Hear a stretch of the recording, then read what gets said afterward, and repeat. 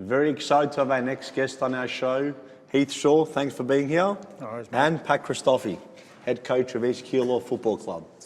Now, needs no introduction, but for those of you who don't know, we have a premiership player in 1990 for Collingwood. No, 2010. You're not that old. No, not that old. 2015 and 16 All-Australians. Played over 300 games of AFL. Heath, thanks for being here. No worries, mate. Thanks for having me on. So tell us a bit about your career. Now, you come from a long line of football players. Your father was a Collingwood coach as well, I believe. Your uncle, you had another brother that played. Tell us a bit about your career and how you got into footy. Yeah, well, obviously the Shaw family is synonymous with Collingwood. Yeah. Combined, and I went to the Giants, my brother, we played over 1,000 AFL games as a family, which is currently the most ever, so there's a good stat for you. And yeah, my parents grew up in the Preston area. Dad played for Preston, so Collingwood was sort of that section. And yeah, four uncles played for Collingwood, brother played for Collingwood, and I did as well. So it's a bit of family history there. Tell us a bit about the mindset, what's required to play over 300 games of AFL, because not a lot of people get to that feat, to be able to be healthy, have that mindset, to be able to go through that long in such a competitive sport.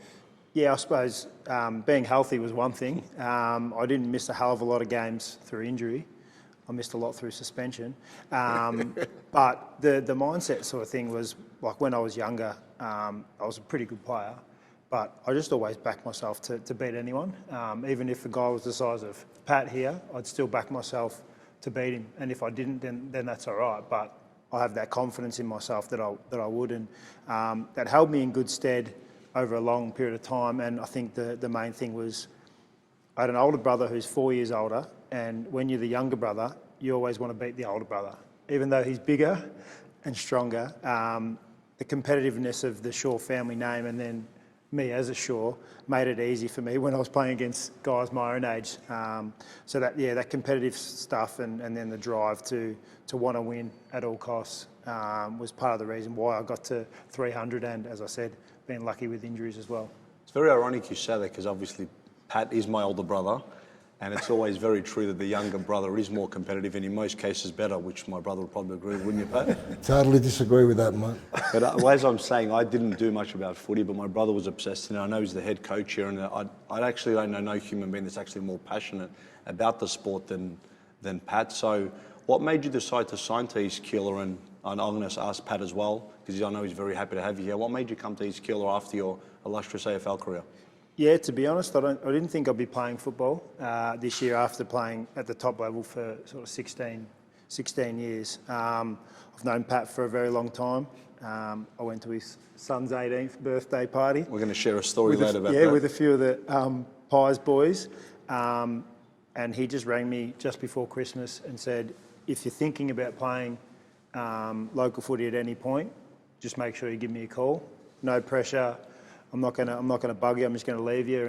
And after Christmas, I sort of got the sort of itch again. I wanted to play some footy and was staying fit. And rang up Pat, come down and did pre-season. And to be honest, I didn't think I'd enjoy playing local footy as much as I have. You still cop the sledges over the fence, but the group of guys we've got here and the people around this club are great. And I've enjoyed every minute here, and we're going pretty well, and Pat's not a bad coach either. Pat, tell us a bit about, obviously, I know you're passionate about footy because you're absolutely fanatical about it, having someone like Heath Shaw on your team, and how did you go about making that call? Well, firstly, having Heath at the football club is not just a bonus for the club, but for the playing group. He's probably one of the most passionate people I've come across, and if you go back to his AFL career, probably one of the only blokes I've ever seen arguing with his captain. And that, to me, shows a level of passion and commitment to want to win. And knowing Heath for a while and his character is what you see is what you get, ripper bloke. And I knew that if I could get Heath here, it would help our club achieve its goals, because Heath aims for excellence. He doesn't settle for second best. And just having him around the group in general, off the field, is a bonus. But on the field, it's like having a master at work. He educates, he helps, he directs, and then he leads by example. But having a figure like Heath comes from a very healthy football background. The Shaw family is probably unanimous one of the best names in AFL. And as a kid, I had his uncle's number on my back. That's how much I love the Shaws. And I was intent with making it a sure thing. And here we are. Correct. Well, look, it's obviously a thing. I know, as I said, I know you've seen his 2010 total of the Pies when they won the league, and you've been known for a lot of your great career moments. What would you say one of the lowest points in your career was, and how did you bounce back? Now, you said back yourself is important. That's actually my slogan for my personal brand, funny enough, because if you don't back yourself, who will? What was one of your lowest points in your career, and how did you come back from that? I think it's funny because it's never usually on field where my lowest points have been. It's usually been off field, and once you become a sort of a figure out in the public, and people know who you are, and you can get a few drink cards here and there, and you can probably get carried away every now and then. And I definitely got myself into trouble off field. There was a few times where I got myself into trouble with the club and with the police a little bit, and it's not the effect it has on me; it's what it has on sort of the club. You feel like you let them down. The ripple effect. Yeah, and then your parents as well. So my old man was pretty easygoing, and he sort of takes it on the chin, moves on. But when you see your mum upset from something you've done, and she has to answer questions about why Heath was doing that and all that, that hits home. And it took me a couple of times to learn from my mistakes. But I think I grew as a person when I did leave Collingwood and went up to Sydney and played for the Giants, and had to sort of be a more mature figure, be a bit more of a leader, and direct such a young group. And that was probably the hardest move I've ever had to make, and then the best move I've made. I heard the last couple of years of your career, you played a big role in mentoring a young team and really helping them. So I think, as Pat was saying, it does make a big difference having a leader on the field, but also someone with that pedigree. Now, some highlights of your career, I know you've got many, and looking up in 2010, I see when you smothered Nick Revolt in the first quarter before they covered the first goal. That came up when I Googled it, which was, I don't know much about it, but it was a great smother, actually. You ran from 10 metres behind and above the ball there you were, so that was a pretty quick move. Yeah, I didn't think I'd ever be remembered for something like that, that's for sure. It's become a pretty significant moment in that grand final, and 15-0 at the time. Yeah, and you they hadn't smothered kicked the 15-1 goal before that, and it probably upset them a little bit more than it probably spurred us on. But for some reason I'm going to be remembered for that little play, and it was a great moment. At the time I thought nothing of it, but after the event, it showed sort of. I that kept impact watching there. it. It was so quick though. He came from the back. And He on was the top. slow. He was slow. I don't think so. It was a great. So besides that, because obviously that you've had heaps of, which is one key moment in your career that really stands out that said, you know what, I'm going to really remember that. To be honest, I think it was, apart from the 2010 Grand Final and winning that, the week and the weeks leading up to the 2019 Grand Final with the Giants.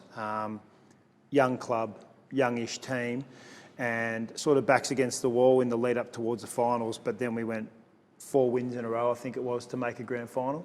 Probably spent all our tickets before we got there because we ended up losing by about 70. But I was so proud of the group to go back to back to back and make it into that grand final. And I think that was like a proud moment for someone who'd seen a young group progress and mature up to that point.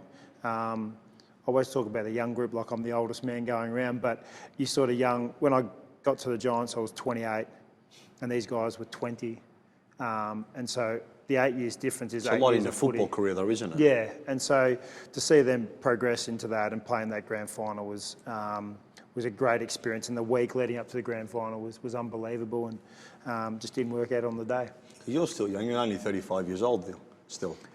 Yeah, well, I feel a bit older after I'm playing on Saturdays, that's for sure. But I'm still enjoying my football. That's why I'm playing. So. Well, it's good to see you at such a club, and obviously, so Pat, you mentioned a little bit about signing Heath, what it meant to the club, but tell us a bit about East Keilor. I know you've been coaching it for quite some time, and as I said before, I'm very, very passionate when it comes to my work, but I've never met many people that are more passionate about footy than my brother. He absolutely loves it, and I'm glad that you're sitting beside him because I know how proud he is.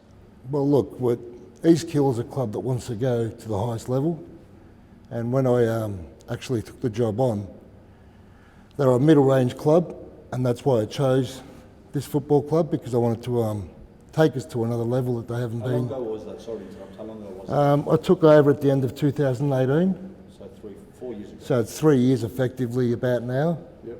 And there was other options, but I chose this one because there was a challenge involved, and I wanted to make sure that East Keilor were back where they belonged in the 90s, because they were in Premier back then. They were a powerhouse, and it's been a long time between that, and my aim was to make sure that we reached the highest level and achieved greatness and be remembered for something special.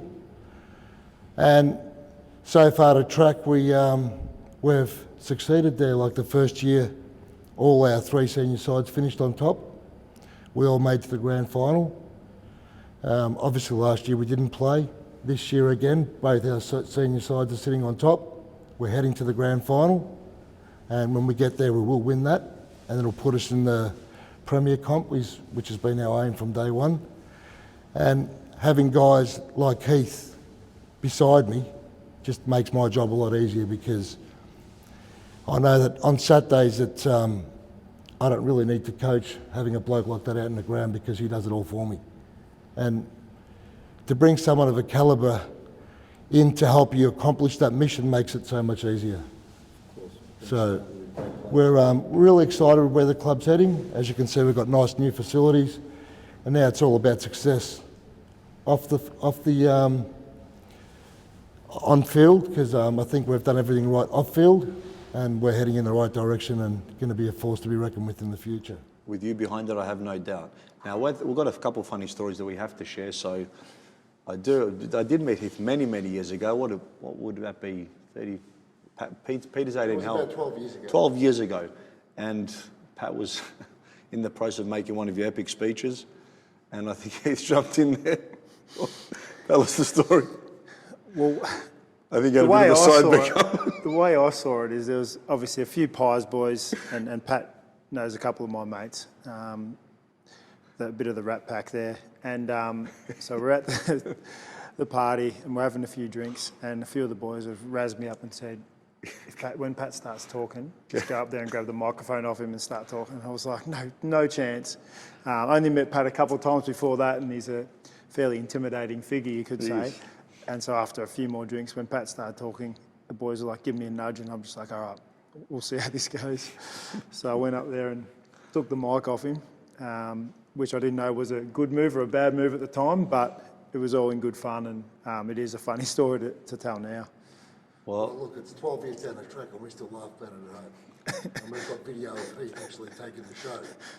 I was just about to tell everyone how much I love my son, but Heath actually grabbed the mic and ran the show. And that was the last I saw of the microphone. He expressed it for you, though, I guess. Well, he did, yes, and he also expressed that I was doing a shit job at it.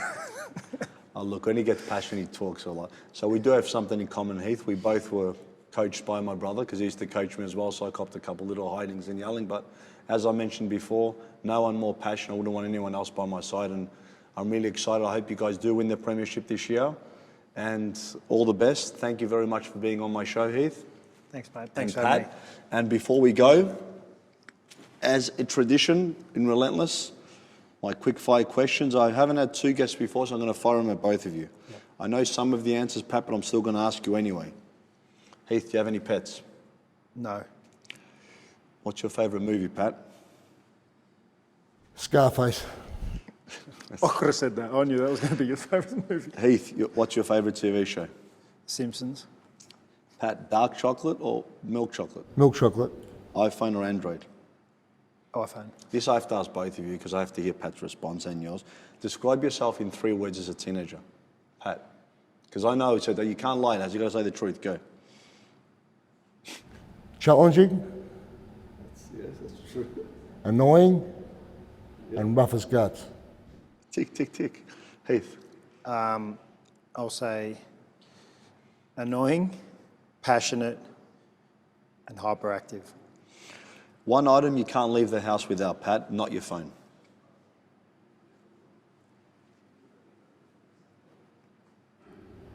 My underwear. Yeah, Heath, biggest pet peeve. What pisses you off the most? People being late. He's never late. He actually called me up and he goes, Chris, don't be late. I go, me? I'm more punctual. I was actually here at 4 o'clock. Now, best advice you've ever received, Pat? Never give up. Back yourself. So, see, there is same question. Well,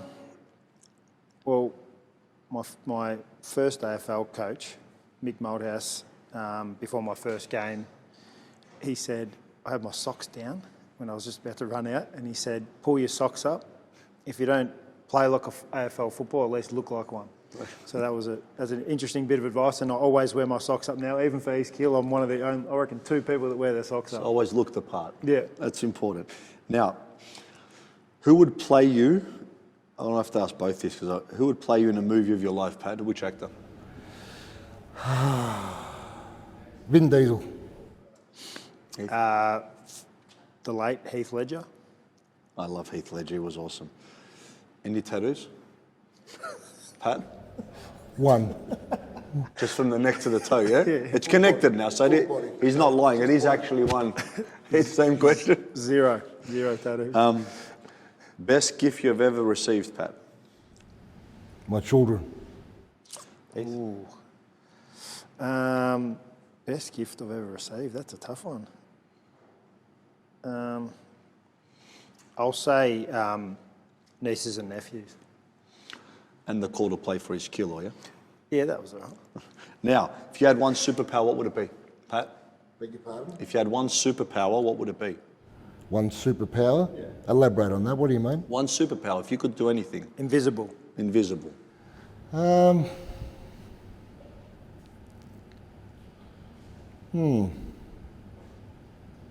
What would it be?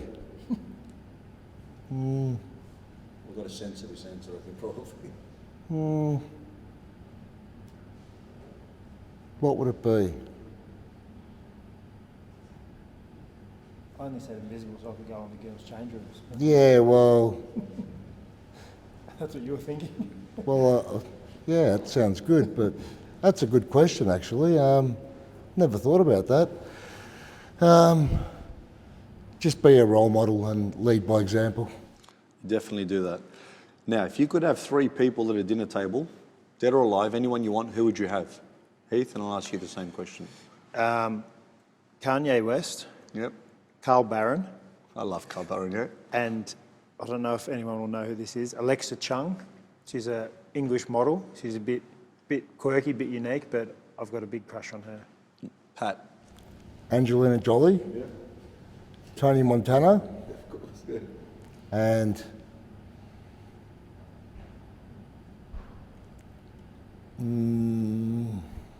Sylvester Stallone. Now, I'm going to ask you guys, what is 1 or 2 key takeaways you want our listeners to take from today's podcast? Heath? For me, it's like we were talking about the mindset thing, and I think to have a positive mindset, you have to sort of believe in yourself and have confidence in yourself. And when you, like, someone who's got ADD, when I enjoy something and when I focus on something, I give it everything. And I think that's the main thing, that if you enjoy something you do and you want to be successful at it, you've got to throw everything in there, no matter what. And I think that's the best thing about it. That's what I did with footy. That's what I do with other aspects of my life, and just throw everything in there. And yeah, the more you put in, the more you get out. Back yourself. You know that's a superpower. I'm dyslexic, got OCD, ADHD as well, and that's always worked to my benefit. I just become obsessed with something. Yeah. So that's Pat, same question. What's one takeaway that you want the listeners to have of our podcast? What's the main things? Believing is achieving, and always back yourself with whatever you do and you don't fail. Same answer both. Now, on a scale of 1 to 10, how much have you enjoyed this podcast, Heath? Apart from having Pat sitting next to me, it's probably been an 8. Would have been a 10 if he wasn't here. I've never got an 8 in anything. I'm quite happy, Pat. So the fact that it's with my brother, I'd say a 10. He's always the most That's loyal. good, yeah. Thank you very much to everyone. Look, we can't get much bigger than this. You got Heath Shaw here with us and Pat Christophe, the coach at East Keilor. Hope they take the premiership out. Reventon is a sponsor of this club. He's been remarkable, instrumental in getting great sponsors for his club as well. So Pat's done a great job. And Heath, I know he's proud to have you by his side. So thank you both for being here. Thank you. For having us. Cheers, mate. Cheers.